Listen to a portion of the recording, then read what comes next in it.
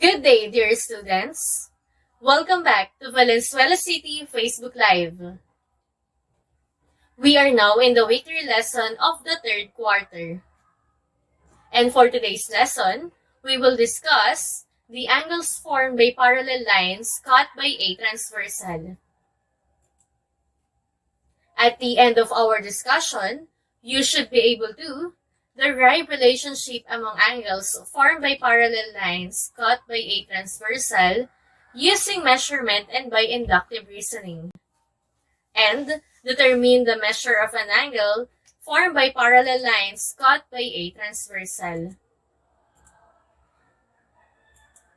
But before we start our new lesson, let us have first a short review by playing a game entitled Let's React. All you need to do is to click the reactions button on your screen that corresponds to your answer in every given statement. Are you ready? Let's begin. For the first one, we are given with this figure that contains angle x and angle y. From this figure, we can say that angle x and angle y are vertical angles, linear pair, or complementary angles. Which one is correct? Click the React button now.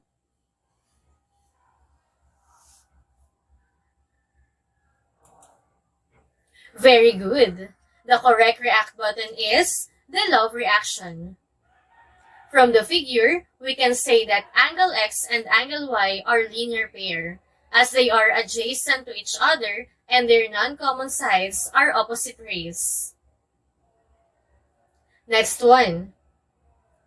The supplement of an angle whose measure is 48 degrees is 132 degrees, 42 degrees, or 48 degrees.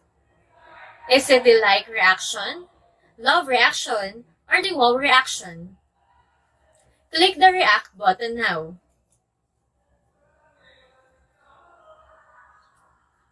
Great! The correct reaction is the like reaction.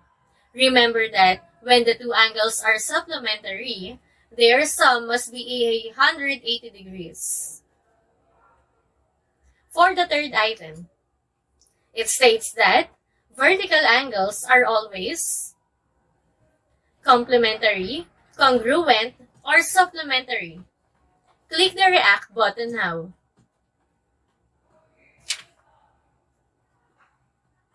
Very good. Vertical angles are always congruent, and we should always remember that statement. For the last number, two lines that do not meet or intersect are called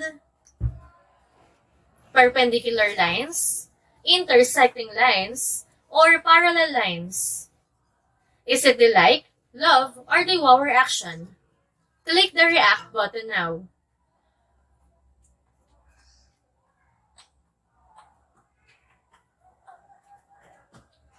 Amazing! Parallel lines are the lines that do not meet or intersect no matter how long we extend the lines in both directions.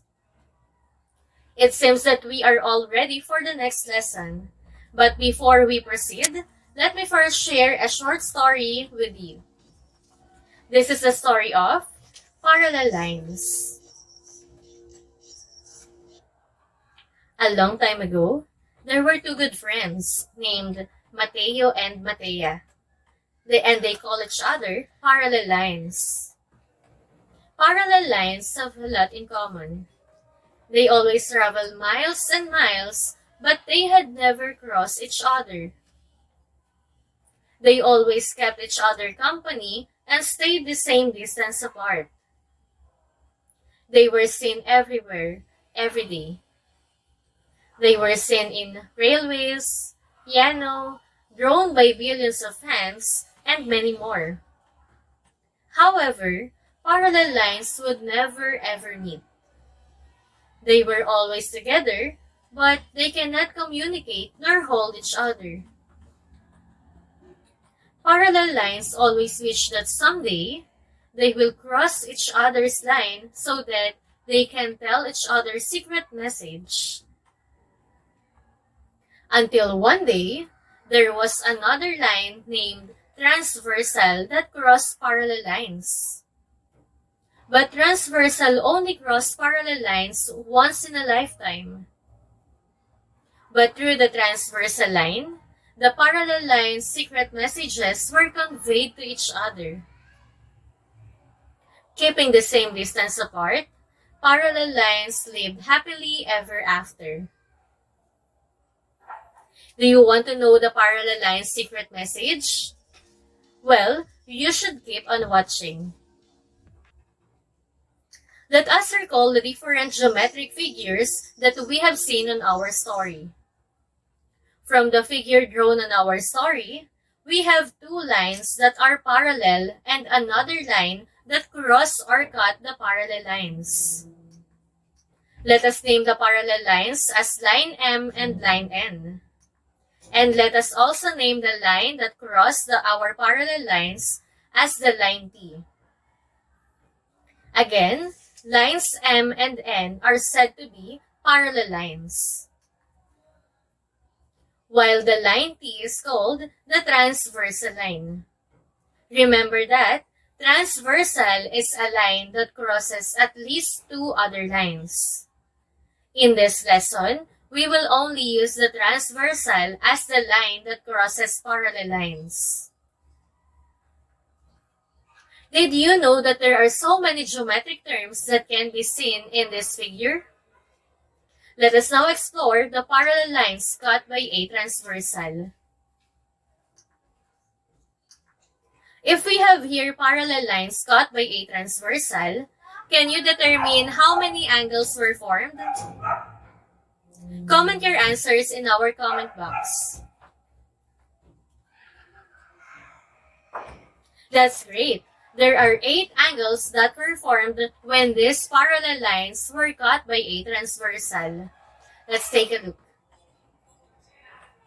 Angles formed by parallel lines cut by a transversal have different locations. The angles found between lines M and N are the interior angles, namely, angle 2, angle 3, angle 6, and angle 7. While the angles that lie outside line M and line N are the exterior angles, namely, angle 1, angle 4, angle 5, and angle 8. These angles that were formed by these lines also have different angle pairs. Let us now investigate the different angle pairs formed by parallel lines cut by a transversal. The first angle pair is the corresponding angles. Corresponding angles is a pair of an exterior and an interior angle that are not adjacent and are found on the same side of the transversal. In this figure, the first pair of corresponding angles are angle 1 and angle 5. As we can see, angle 1 is an exterior angle and angle 2 is an interior angle, wherein these two angles are both on the same side of the transversal. The second pair of corresponding angles are angle 4 and angle 8. In this pair, angle 4 is an interior angle and angle 8 is an exterior angle, and still, these two angles are both on the same side of the transversal. Can you name the two other pairs of corresponding angles? If you think that angle 2 and angle 6 are a pair of corresponding angles, you are correct.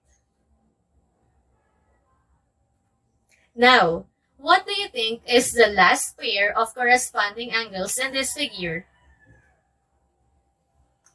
If your answer is angle 3 and angle 7, again, you are correct.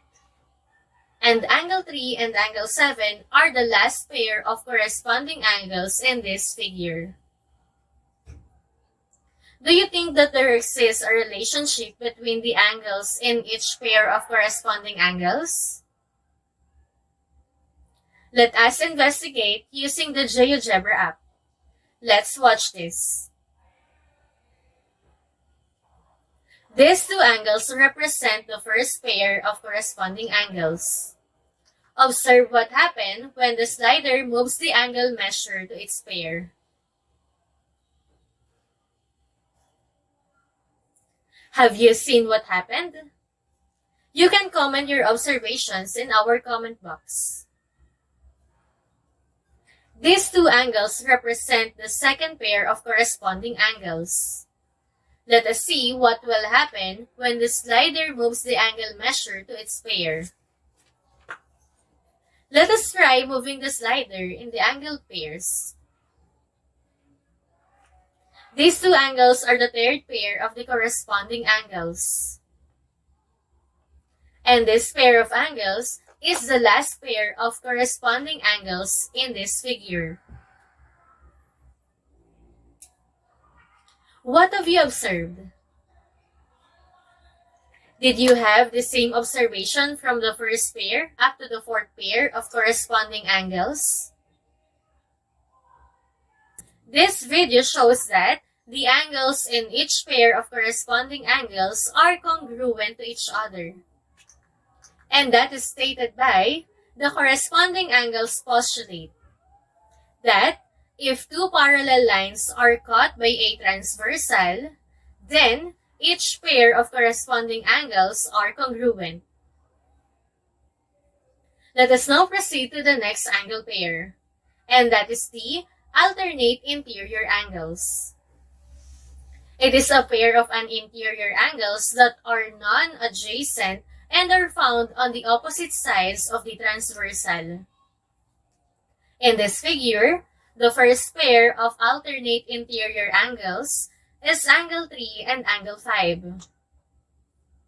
As we can see, angle 3 and angle 5 are both interior angles and they are found on the opposite sides of the transversal that are non-adjacent to each other.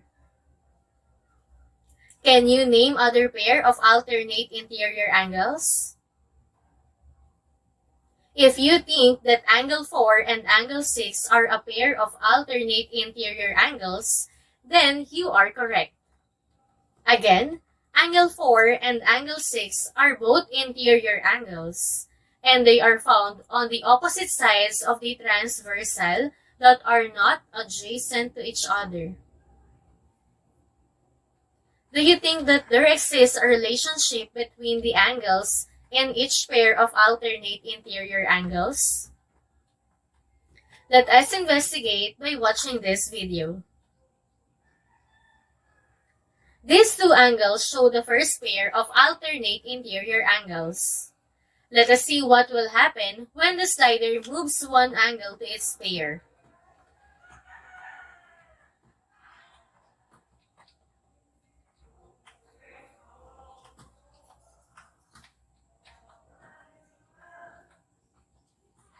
This angle represents the second pair of alternate interior angles. Have you seen what happened? You can comment your observations in our comment box. From the video, we have seen that the two angles in each pair of alternate interior angles are congruent. And that is stated by the alternate interior angles theorem, that if two parallel lines are cut by a transversal, then each pair of alternate interior angles are congruent. If that is also your observation from our video, then you are doing great. If we have the alternate interior angles, then we also have the alternate exterior angles. From the word itself, it is a pair of exterior angles that are non-adjacent and are found on the opposite sides of the transversal. In this figure, the first pair of alternate exterior angles is the angle 1 and the angle 7. Angle 1 and angle 7 are both exterior angles, and they are found on the opposite sides of the transversal or the line P. And also they are non-adjacent to each other. Can you name other pair of alternate exterior angles? If you think that angle 2 and angle 8 are a pair of alternate exterior angles, then you are correct. Let us watch this short video to see if there exists a relationship among the angles in each pair of alternate exterior angles. These two angles show the first pair of alternate exterior angles. Watch carefully as the slider moves.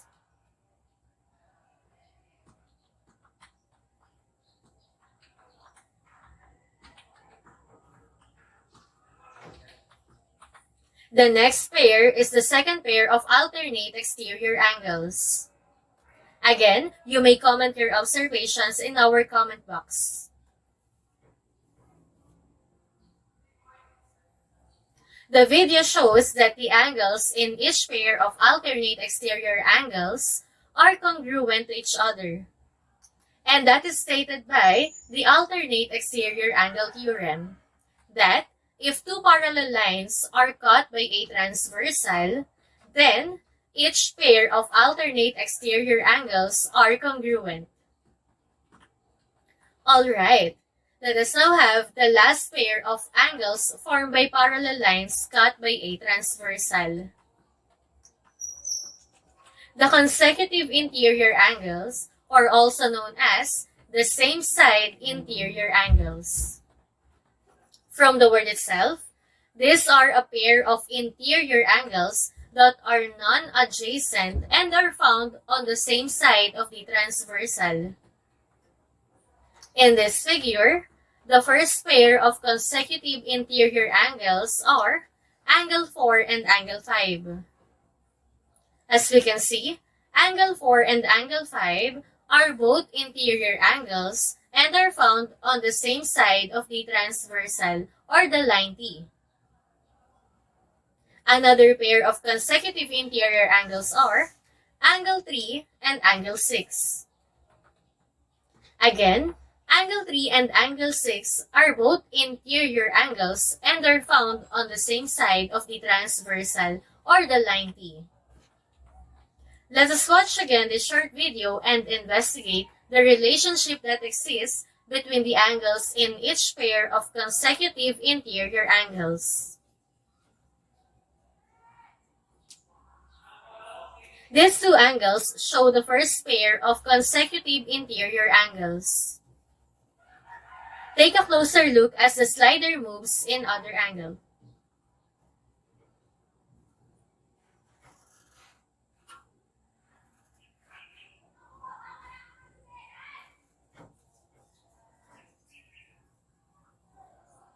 These two angles are the second pair of consecutive interior angles. This video looks different from the previous videos. At this time, we can see that the two angles are not congruent to each other. Rather, when the slider moves the angle beside the other angle, the two angles form a linear pair. From our previous discussion, we have learned that linear pairs are also supplementary angles, or the two angles have a sum of 180 degrees. So, we can clearly say that the angles in each pair of consecutive interior angles are supplementary. And that is stated by the consecutive interior angles theorem, that if two parallel lines are cut by a transversal, then each pair of consecutive interior angles are supplementary. If you had the same observation, again, you are doing great. Let us now have our activity. Let us play Name It to Win It. In this activity, all you need to do is to name the pair of angles represented by the dots. You just need to comment the acronyms for each angle pair in the comment section. If your answer is corresponding angles, use CA. If your answer is alternate interior angles, then use AIA. If your answer is alternate exterior angle, then use AEA. And lastly, use CIA if your answer is consecutive interior angles. Remember the acronyms? Are you ready? You will be given 5 seconds to comment your answers. Let's begin. First one. Which pair of angles are represented by the dots? Comment your answers.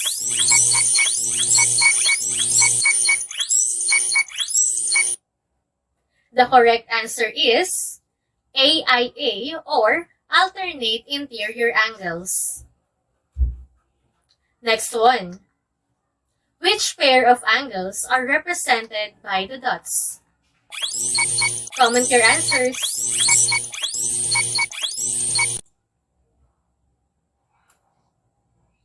Great! The correct answer is CA or corresponding angles. Next. Which pair of angles are represented by the dots? Comment your answers.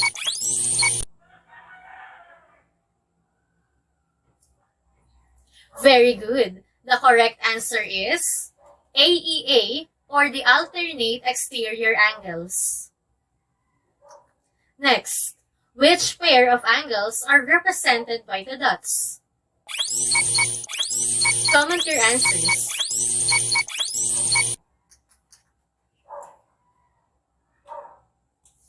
Very good. The correct answer is CA or corresponding angles. Another one. Which pair of angles are represented by the dots?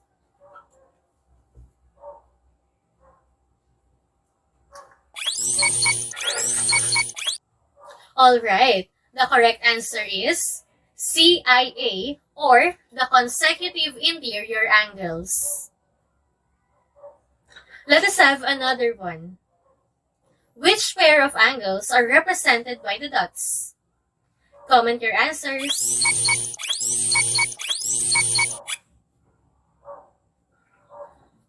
Great! The correct answer is AEA or alternate exterior angles. For the next one, which pair of angles are represented by the dots?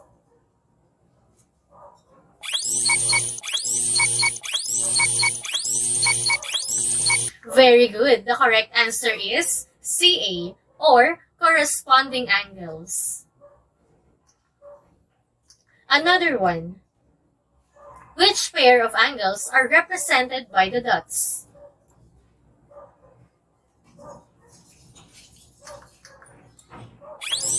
Great! The answer is AIA or alternate interior angles.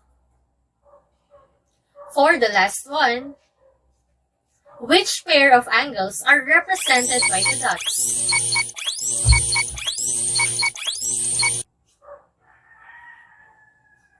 Very good. The correct answer is CA or corresponding angles. Alright, it seems that you are already getting it. Let us have our next activity. At this time, you will determine the angle pairs from the given figure. Just comment your answers in number form. Let's begin. In this figure, determine the pairs of angles that are corresponding angles. Name the different pairs of corresponding angles. Comment your answers now.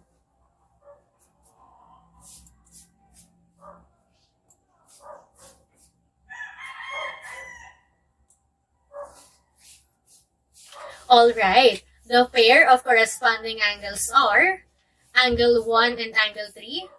The second pair is angle 2 and angle 4. Third pair, angle 5 and angle 7. And the last pair of corresponding angles is angle 6 and angle 8. For the next one, identify the pairs of angles which are alternate interior angles. Find the alternate interior angles in our figure.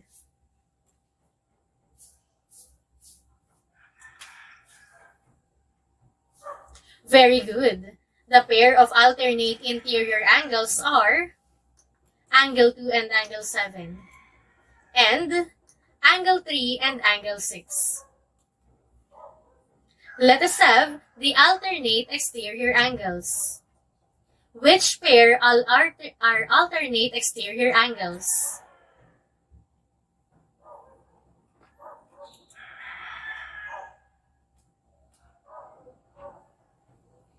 Very good. The first pair is angle 1 and angle 8.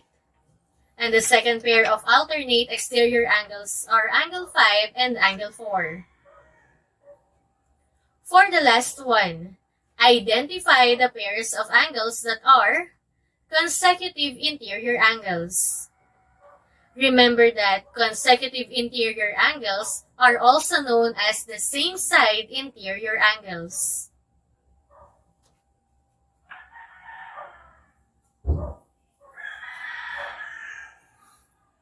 Alright, the first pair of consecutive interior angles are angle 2 and angle 3. And the second pair is angle 6 and angle 7. At this time, let us now determine the measures of an angle formed by parallel lines cut by a transversal. Using the different postulate and theorems that we have discussed lately, let us try to find the measure of the different angles using the measure of one angle. Let's try this one. Let us identify the measure of the angles if angle 1 is 115 degrees. Using the measure of angle 1, we can easily find the measure of angle 3, as angle 1 and angle 3 are corresponding angles. And we all know that corresponding angles are congruent. Therefore, the measure of angle 3 is 115 degree also. Let us use again the measure of angle 1 to find the measure of angle 8, as they are alternate exterior angles. We all know that alternate exterior angles are congruent. Therefore, we can say that the measure of angle 8 is also 115. Since that we already know the measure of angle 8, we can now easily find the measure of angle 6, as angle 8 and angle 6 are corresponding angles. Again, since that corresponding angles are congruent, the measure of angle 6 is also 115. Let us now use the measure of angle 6 to find the measure of angle 7. Angle 6 and angle 7 are consecutive interior angles. Again, we have learned that consecutive interior angles are supplementary. Therefore, the measure of angle 7 is equal to 65. Now, using angle 7, we can easily find the measure of angle 2, as angle 7 and angle 2 are alternate interior angles. We already know that alternate interior angles are congruent. Therefore, if the measure of angle 7 is 65, then the measure of angle 2 is also 65. Since that we already know the measure of angle 2, we can easily find the measure of angle 4 since angle 2 and angle 4 are corresponding angles. And that is equal to 65 degrees. And lastly, using angle 4, we can find the measure of angle 5.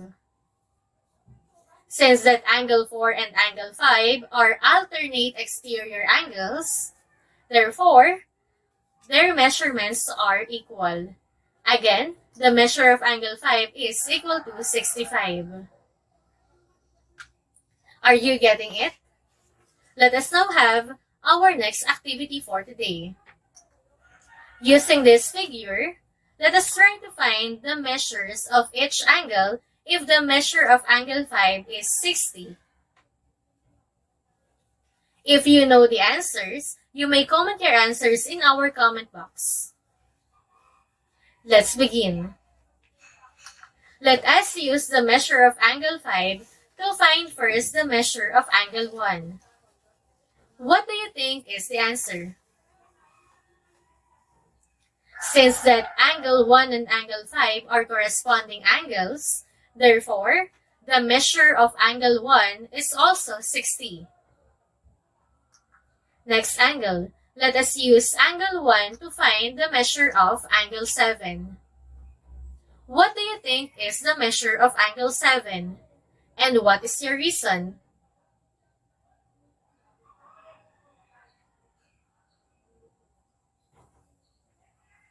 If you think that the measure of angle 7 is also 60 degrees, then you are correct. As we can see, angle 1 and angle 7 are alternate exterior angles, and we all know that alternate exterior angles are congruent. And now, using the measure of angle 7, we can now easily find the measure of angle 3. We can say that angle 7 and angle 3 are corresponding angles, and we all know that corresponding angles are congruent. Therefore, the measure of angle 3 is also equal to 60. Since that we already know the measure of angle 3, we can now find the measure of angle 6. From this figure, we can say that angle 3 and angle 6 are consecutive interior angles. Again, consecutive interior angles are supplementary. So, if the measure of angle 3 is 60 degrees, we can say that the measure of angle 6 is equal to 120.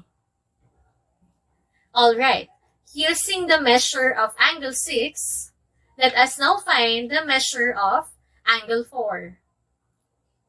What do you think is the relationship of angle 6 and angle 4? Very good. Angle 6 and angle 4 are alternate interior angles. Since that they are alternate interior angles, we can now say that the measure of angle 4 is equal to 120. Next angle. Using the measure of angle 4, let us now identify the measure of angle 8. What do you think is the measure of angle 8? And what is your reason?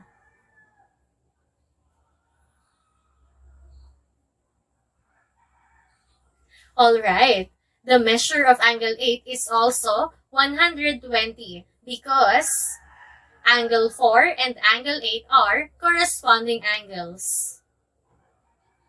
And for the last one, what do you think is the measure of angle 2? Alright, since that angle 8 and angle 2 are alternate exterior angles, therefore, we can conclude that angle 2 is equal to 120 degrees. I hope that you are all getting it. Just always remember the different postulates and theorems that we have discussed. For your individual activity, answer, try this and keep trying on what's more part on page 13 of your self-learning module. And this will be checked during your follow-up discussion with your subject teacher. If you have any questions, you may leave it in the comment section or you can ask your subject teacher during your follow-up discussion. And that ends our lesson for today. But wait, do you still want to know the secret message of parallel lines in our story? Well, parallel lines' secret message to each other is, maybe we will never meet, but we can still walk together like parallel lines, to infinity and beyond. See you again!